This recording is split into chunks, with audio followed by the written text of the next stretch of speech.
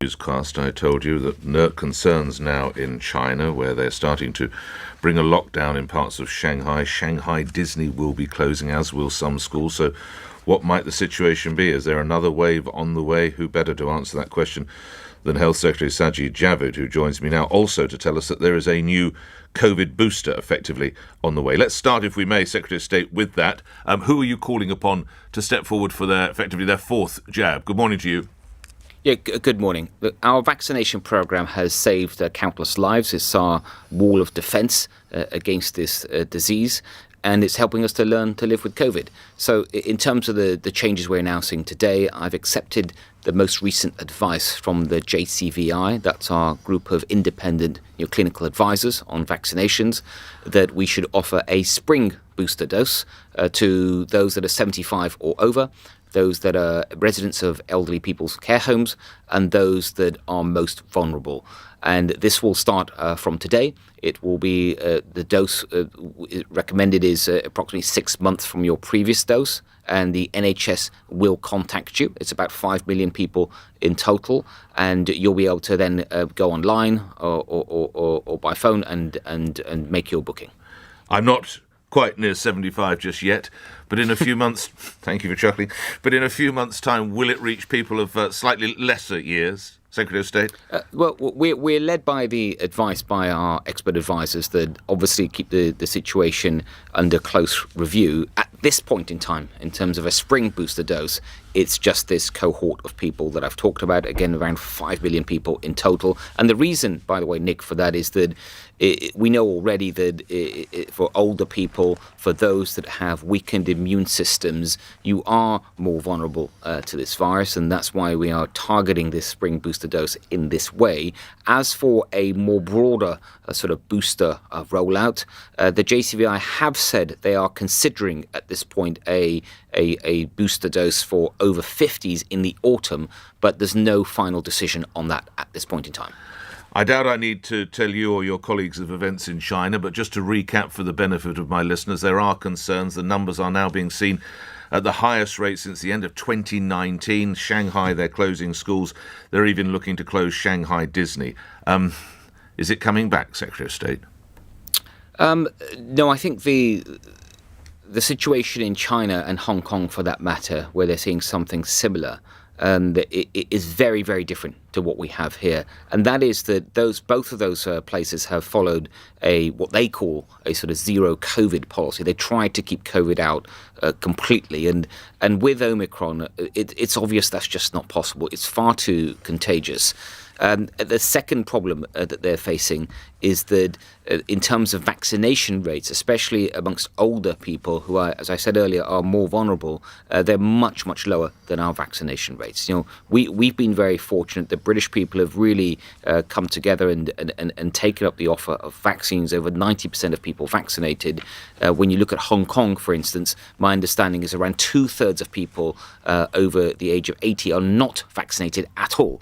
And that is sadly why we're seeing an increase in hospitalizations and deaths in that part of the world. The situation here is very, very different. So as far as we know, it's not a new strain. It's the fact that the United Kingdom, particularly England, have been able to get ahead of the game as regards Omicron.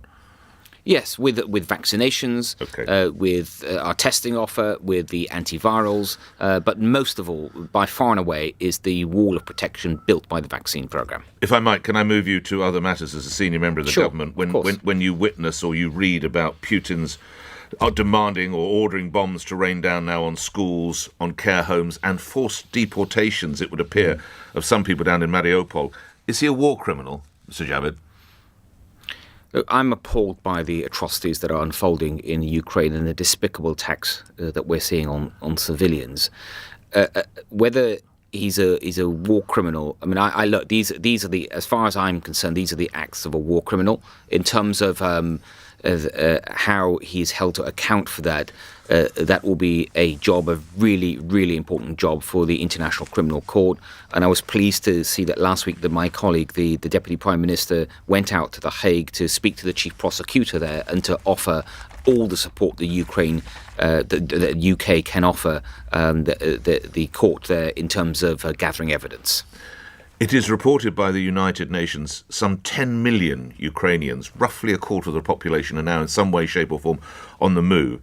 It's also reported that as regards arrival in the United Kingdom, red tape is holding some of these people up.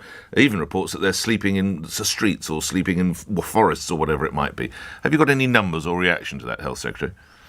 Well, I'm pleased that we are supporting Ukraine in every single way that we can, whether that's military aid, humanitarian aid, or indeed, as you have just talked about, Nick, about providing sanctuary for those that are fleeing Ukraine.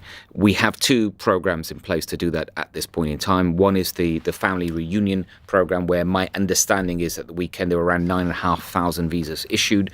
And then there's the hosting a Ukrainian family program, where some 150,000 people have registered their interest. And it's important that we continue to help in that way. I expect that we will see hundreds of thousands of Ukrainians arrive here in the UK, and they will get all the support that they need. Why is it necessary they have a visa prior to arrival? I understand we're the only country on earth that is requesting that, or certainly in Europe, I should say, certainly in Europe. Well, our process has changed on this significantly in the last couple of weeks. Now it is a online only process. The visa is issued online, and before we were, with visas in general, we required biometric tests before people arrived in the UK, and now that can be done once you are already in the UK, up to some 6 months after your arrival. But why is it necessary? Other European countries are not requiring. I hear that it's been made easier, absolutely, but why is it still necessary, Secretary of State? I would say two things. One is very just at a practical level, that with Ukrainians that are understandably fleeing to Poland and Romania and other places on the border, that is part of Europe's Schengen zone, so they're just not able to put in any kind of process of that type, even if they wanted to. The second reason to have some level, even if it's at a basic, simple level, like I've just described, of security checks is just a sensible thing to do, because we do know that extremist groups and organizations operate in the region. We also know already that the Russians have in the past tried to infiltrate our country to cause us harm. We saw that with Salisbury. I saw that with Salisbury as the Home Secretary at the time. And having some basic level of checks, I just think is common sense. But doing them in a way like we set out recently in a very proportionate way, so people can get here, get to safety, and do the checks afterwards. You reference your period as Home Secretary. Let me remind my listeners, of course, you also served as Chancellor. Would you support a cut in fuel duty by perhaps 5p later this week from your colleague, Mr. Sunak? Well, you said I served as Chancellor. That was in the past tense, so I'm no longer Chancellor. So one of the benefits of no longer being a Chancellor is I don't really have to directly answer those questions as I used to before. But you must have a view, even as an individual. I tell you what my view is. My view is that it's great that previous chancellors, including this one, have frozen fuel duty for the last 11 years, and that freeze in free duty is saving thousands of pounds for families up and down the country, and that is good. In terms of what happens next, that's clearly a decision for the Chancellor. And lastly, one role you've yet to have is Prime Minister. The current incumbent said at the weekend he almost seemed to liken the struggle of Ukraine to voting Brexit. Was he right, Secretary of State? He wasn't doing that. Look, I've heard this. What he was doing, the Prime Minister, was just talking about the general desire of all people to want self-determination, no matter what their situation, what country they're in.